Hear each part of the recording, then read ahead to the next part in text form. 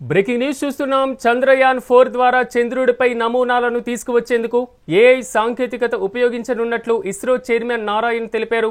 తమిళనాడులోని కోయంబత్తూరులో జరిగినటువంటి ఓ కార్యక్రమంలో పాల్గొనేందుకు వచ్చిన ఆయన మీడియాతో మాట్లాడారు. ఈ ఏడాది డిసెంబర్ చివరి నాటికి మానవరహిత అంతరిక్ష యాత్ర చేపట్టనున్నామని ఆయన చెప్పుకొనొచ్చారు. అందులో భాగంగా వయోమిత్ర అనేటువంటి రోబోను పంపుతామని చెప్పారు. ఇది పూర్తయ్యాక మరో 2 మానవరహిత రాకెట్లను ప్రయోగిస్తామన్నారు. 2027 మార్చిలో మనుషులను పంపుతామని, గగన్యాన్ ప్రాజెక్టులో 85% పరీక్షలు పూర్తయ్యాయని వెల్లడించారు నారాయణ్. అయితే రాకెట్లో ప్రమాదం జరిగితే మనుషులను సురక్షితంగా ఎలా తీసుకురావాలో కూడా అధ్యయనం చేస్తున్నామని అన్నారు. ఈ తరం విద్యార్థులు అంతరిక్ష సంబంధించినటువంటి విషయాలపైన ఆసక్తి చూపిస్తున్నారని నారాయణ్ తెలిపారు.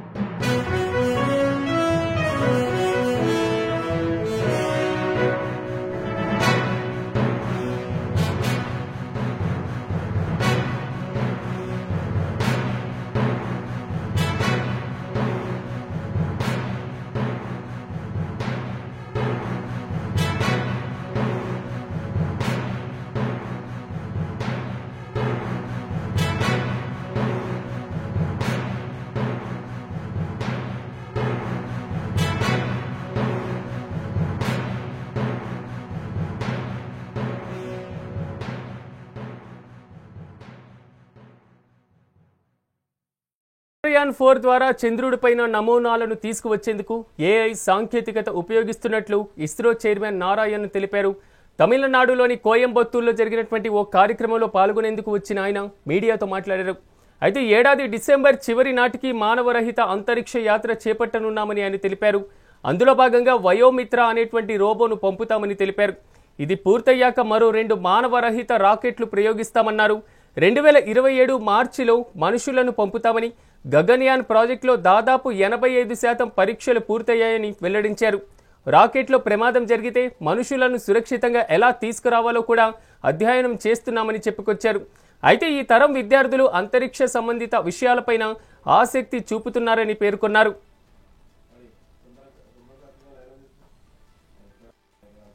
ఇక ఇదే అంశానికి సంబంధించి మరింత విశ్లేషణ మనతో పంచుకునేందుకు ప్రముఖ శాస్త్రవేత్త సుందర్ గారు మనతో అందుబాటులో ఉన్నారు. సుందర్ గారు నమస్తే అండి. నమస్తే అండి.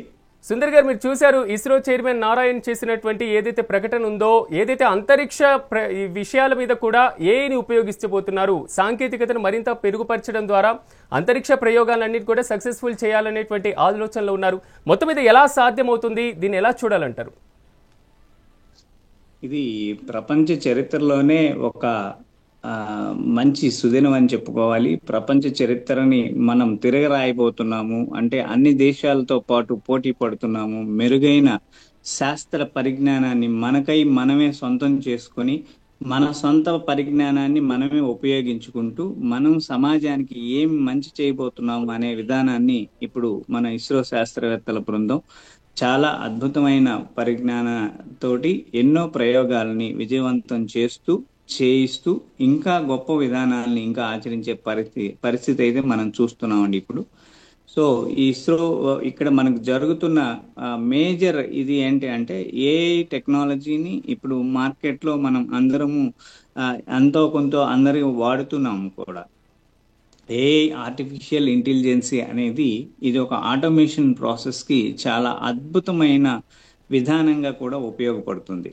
అంటే ఇప్పుడు మనకి చంద్రయాన్ 4 మిషన్లో మనకి అక్కడికి వెళ్ళి అక్కడ ఉన్న కొన్ని శాంపిల్స్ని, నమూనాలని మనం తీసుకొని రావాలి అనేది ఇక్కడ టార్గెటెడ్ వర్క్. ఇది మనకి గతంలో యుఎస్ వాళ్ళు చేశారు, తర్వాత రష్యా వాళ్ళు చేశారు, అదేవిధంగా మనకి చైనా వాళ్ళు చేశారు. ఇలా ఒక్కొక్కళ్ళు కొంత మెటీరియల్స్ని గతంలో తీసుకొచ్చారు. కానీ అక్కడ ఆటోమేషన్ ప్రాసెస్కి అప్పట్లో ఏఐ టెక్నాలజీ అందుబాటులో లేదు. బట్ ఇప్పుడు మనకి ఏఐ టెక్నాలజీ కొంచెం అపరిమితమైన, అంటే ఏఐ రోబోస్ ఉన్నాయి. జస్ట్ మనకి ఓపెన్ వెల్ అంటే సాఫ్ట్వేర్ బ్యాక్ ఎండ్ అంతా కూడా మనం కరెక్షన్ చేస్తే ఈ ఏఐ రోబో ఇప్పుడు మనతో మాట్లాడే పరిజ్ఞానం కూడా మనం ఇక్కడ చూస్తున్నాం జనరల్గా లైవ్లో.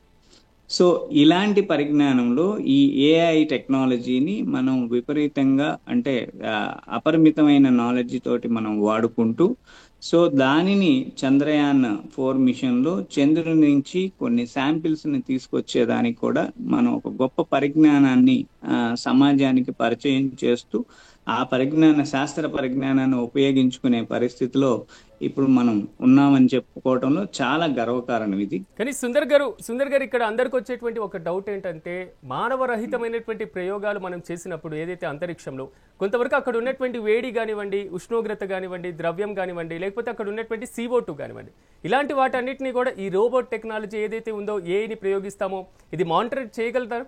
అది సాధ్యమవుతుందా? గుడ్ క్వశ్చన్ ఇది మానవ రహితంగా మనం చేస్తున్నాం కాబట్టి ఫస్ట్ ప్రాణాపాయానికి సంబంధించిన ప్రమాద సంకేతాలు అయితే లేవు, మొదటిది. రెండవది వచ్చేసరికి మనకి ఇక్కడ ఉండే రోబోటిక్ టెక్నాలజీ ఏదైతే మనకు రోవర్ కానీ, లేకపోతే అక్కడ వాడే మన మిషనరీ టూల్స్ కానీ, లేకపోతే డిగ్గింగ్ చేసేదానికి మిషన్స్ కానీ, ఇలాంటివన్నీ కూడా ఒక ఆటోమేషన్ ప్రాసెస్ లోనే చేస్తున్నాము. రెండు, అక్కడ ఉండే CO2 గ్యాసెస్ కానీ, లేకపోతే అక్కడ ఉండే మెటల్స్ కానీ, అక్కడ నుంచి ఏమేమి వస్తాయి అనేది అంటే కొంత డేటా మాత్రమే మనకి అందుబాటులో ఉంది. ఎందుకంటే మనకన్నా ప్రీవియస్ నాసా వాళ్ళు కూడా చేస్తారు ఈ విధానాన్ని.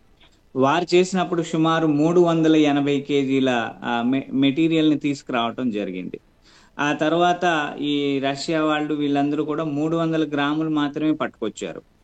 ఆ తర్వాత చైనా వాళ్ళు కూడా near about some 30 kgs volume ఏదో తీసుకొచ్చారని రికార్డ్ అయితే ఉంది. కానీ ఈ రికార్డులో పరిపూర్ణత, ఏం మెటీరియల్ వస్తుంది, ఏం జరుగుతుంది అనేదాన్ని శాస్త్ర పరిజ్ఞానం వేరే వాళ్ళ మీద మనం డిపెండ్ అవుతున్నాం.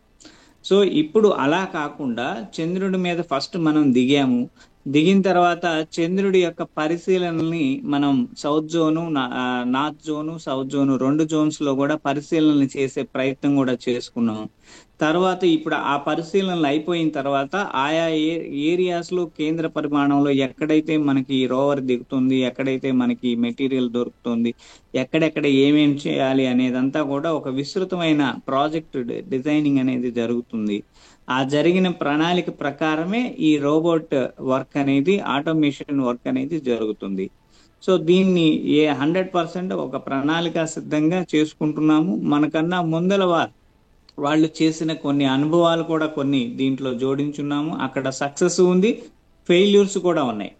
చాలా కంట్రీస్ వాళ్ళు కాంబినేషన్ గా, అంటే కొన్ని కంట్రీస్ వాళ్ళు ఈ మనకి నాసా వాళ్ళతోటి, రష్యా వాళ్ళతోటి కాంపిటేటివ్ గా వెళ్ళి పరిచయం చేసుకున్నారే కానీ వాళ్ళు డైరెక్ట్ గా సొంత ప్రయత్నాలు చేయలేకపోయారు.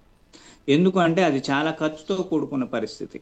సో కొన్ని దేశాల వాళ్ళు ఆ నాలెడ్జిని కేవలం వేరే వాళ్ళతోటి కొంత సంబంధాన్ని పెట్టుకొని ఆ జోన్ లోనే వాళ్ళు ఆ నాలెడ్జిని గెయిన్ చేశారు. కానీ మనం స్వదేశీయ శాస్త్రీయత, మన సొంత టెక్నాలజీని, విలువల్ని మనం పెట్టుకొని మన తక్కువ ఖర్చుతోటి మేజర్ గా ఈ రోజు ప్రపంచం ఇండియా వైపు ఎందుకు చూస్తుందయ్యా అంటే, ఇప్పుడు మనం చేస్తున్నది మొత్తం కలిపి కూడా 600 crores బడ్జెట్ ఇది. సో ఈ 600 కోట్లు అక్కడ బిలియన్స్ ఆఫ్ డాలర్స్ అంటే ఇన్వెస్ట్మెంట్స్ అంటే 1 బిలియనే ఇంచుమించు 900 కోట్ల వరకు ఏదో వస్తుంది అప్రాక్సిమేట్, అంటే ఇప్పుడున్న రేట్ ప్రకారం.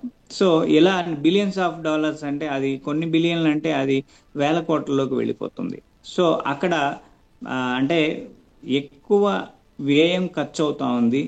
అదేవిధంగా టెక్నాలజీని ఇప్పుడు ఉన్న అడ్వాన్స్డ్ టెక్నాలజీతో పాటు వాళ్ళ పూర్వీకులు చేయలేకపోయారు.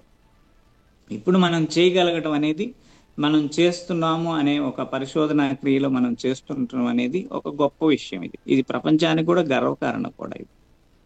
కానీ సుందర్ గారు, రీసెంట్గా మనం సునీత విలియమ్స్కి సంబంధించినటువంటి ఇష్యూని మనం చూసాం. ఏదైతే రాకెట్లలో కానివ్వండి, అంతరిక్షంలో జరిగినటువంటి ప్రమాదాలకు గురైనప్పుడు ఖచ్చితంగా వారిని సురక్షితంగా వెనక్కి తీసుకువచ్చేందుకు అలాంటి అధ్యయనాలు కూడా మేము చేస్తున్నామని ఇస్రో చైర్మన్ కూడా చెప్పడం జరిగింది. ఈ నేపథ్యంలో ఇస్రో కూడా పూర్తి స్థాయిలో అంతరిక్షంగా, అంటే ఇతర దేశాల మీద ఆధారపడకుండా అంత సాంకేతికత మీద అధ్యయనం చేసేటువంటి పరిస్థితులు కానివ్వండి, పెట్టేటువంటి స్తోమత కానీ ప్రస్తుతం ఉందంటారా? ఎన్నో అధ్యయనాలు మన దగ్గర రికార్డు ఉందండి. అదేవిధంగా రిస్కీ షాట్ ఏదైనా వస్తే, అంటే మనుషులతోటి పాటు వెళ్ళినప్పుడు జరిగిన రిస్కీ షాట్ లో క్యాప్సిలింగ్ పవర్, క్యాప్సిలింగ్ ని రివర్స్ చేయటము, ఆ క్యాప్సిల్ ని అక్కడికి ఆల్రెడీ స్పేస్ స్టేషన్ లోనే క్యాప్సిల్ ని డాకింగ్ చేయటము, ఇలాంటి ప్రాసెస్ అంత డాకింగ్ ప్రాసెస్ మన దగ్గర కూడా ఉంది అన్ని దేశాలకి సంబంధించినంత వరకు. సేమ్ ఈ స్పేస్ క్యాప్సూల్, ఒక క్యాప్సూల్ ని మనం డిజైన్ చేసుకొని ఈ క్యాప్సూల్ అంతరిక్షంలోకి వెళ్ళి అంతరిక్షంలో నుంచి మళ్ళా తీసుకురావడానికి అది స్పేస్ దీని వరకు మాత్రమే, స్పేస్ స్టేషన్ వరకు మాత్రమే మనం సునీత విలియమ్స్ ని మనం చూడగలిగాం. ఇప్పుడు మనం అలా కాకుండా ఈ చంద్రయాన్ అనేది చంద్రుని యొక్క గ్రహం మీదకి వెళ్ళి అక్కడ మనకి జరుగుతా ఉంది. అంటే ఇంత డిస్టెన్స్ ని ఒక మనిషిని పంపించేదానికి ఇప్పటి వరకు నాసా మాత్రమే ప్రయత్నం చేసింది. ఆ తర్వాత ఇంకెవరు అలాంటి ప్రయత్నం కూడా ఇప్పటి వరకు చేయలేదు, సక్సెస్ కూడా కాలేదు. ఎందుకంటే దీనిలోనే మనుషులతో పాటు వెళితే చాలా క్లిష్టతరమైన ఎన్విరాన్మెంట్, అక్కడ చంద్రుని మీద ప్రభావశీలమైన ఉష్ణోగ్రతలు చాలా దారుణంగా ఉంటాయి, ప్రతికూల పరిస్థితులు ఏర్పడతాయి. సో ఏది అనుకూలంగా ఉండదు. అందువల్ల ఏంటంటే ఇవన్నీ రోబోటిక్ వ్యవస్థల్లోనే సాధించగలుగుతాం. కాబట్టి గ్రహాంతరాలకి, గ్రహాల మీద జరిగే అధ్యయనానికి, అక్కడ జరిగే పరిస్థితులకి ఖచ్చితంగా మనం రోబోటిక్ వ్యవస్థని మానవులు లేకుండా వెళ్లే పరిధిని మాత్రమే మనం ఎంటర్టైన్ చేస్తున్నాం. ప్రపంచ దేశాలు కూడా దీన్నే ఆమోదిస్తూ ఉన్నాయి. ప్రస్తుతానికి ఇంతకు మించి ఆల్టర్నేట్ లేదు. సో మళ్ళా మనం స్పేస్ స్టేషన్ వరకు కనుక ఆలోచించినట్లయితే స్పేస్ స్టేషన్ లో పరిధి ఏంటి? అక్కడ వరకు మనం ఒక క్యాప్సూల్ ద్వారా వెళ్ళటం, ఒక రాకెట్ ద్వారా వెళ్ళటం, దాని నుంచి ఒక క్యాప్సూల్ నుంచి డాకింగ్ ప్రాసెస్ జరగటం, స్పేస్ స్టేషన్ లో కొన్ని కార్యక్రమాలను చేయటం. ప్రీవియస్ లో మనం చూసింది కూడా అదే. స్పేస్ స్టేషన్ లో ఉంటే ఒక మనిషి ఎలాంటి మార్పులకు గురవుతారు అనే దాని మీద బయాలజీ, అంటే ఒక మొక్క జీవ వైవిధ్యంలో ఎటువంటి మార్పులు వస్తాయి అనే దాని మీద మనకి కొన్ని డిఫరెంట్ ప్రయోగాలు, అంటే దాదాపు మనిషి యొక్క మనుగడ గురించి మాత్రమే, జీవ వైవిధ్యంలో ఏం మార్పులు వస్తున్నాయి అనే దాన్ని స్పేస్ స్టేషన్ లో కూడా చిన్న చిన్న గణాంకాలు మనం తీసుకోవటం జరిగింది రీసెంట్ గా.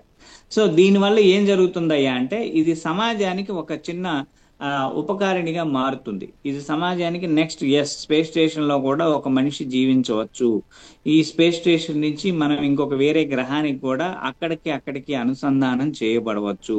ఇలాంటి వాటికి ఒక చిన్న మైల్ స్టోన్, ఇది ఒక చిన్న స్టెప్. ఇది భవిష్యత్తు తరాల వారికి ఒక పెద్ద నమూనాగా మారుతుంది. వాళ్ళు కూడా ఇంకా దీనికన్నా ఇంకా గొప్ప విషయాలను సాధించేదానికి కూడా అడ్వాన్స్డ్ కల్చర్ కి ఒక గొప్ప ఉదాహరణగా ఉపయోగపడుతుంది. చూద్దాం సుందర్ గారు, మీరు ప్రత్యేకంగా మాతో పాటు విశ్లేషణలో పార్టిసిపేట్ చేసినందుకు మీకు కూడా ప్రత్యేకమైనటువంటి ధన్యవాదాలు. మొత్తం మీద మాత్రం భారతదేశం అంతరిక్ష రంగంలో తనదైనటువంటి ముద్ర వేసేందుకు ప్రయత్నాలు చేస్తున్నటువంటి పరిస్థితి. ఈ ఏడాది డిసెంబర్ నాటికి కూడా గగనయానికి సంబంధించినటువంటి యాత్ర ఇప్పటికే పూర్తి స్థాయిలో 85% పూర్తయిందనేటువంటి విషయాన్ని కూడా ఇస్రో చైర్మన్ చెప్పడం జరిగింది. మొత్తం మీద చంద్రయాన్ 4లో మాత్రం ఏఐ టెక్నాలజీని వాడబోతున్నారు. వయోమిత్ర అనేటువంటి రోబోని కూడా ప్రవేశపెట్టేందుకు కూడా ఇస్రో కీలకమైనటువంటి నిర్ణయం తీసుకుంది.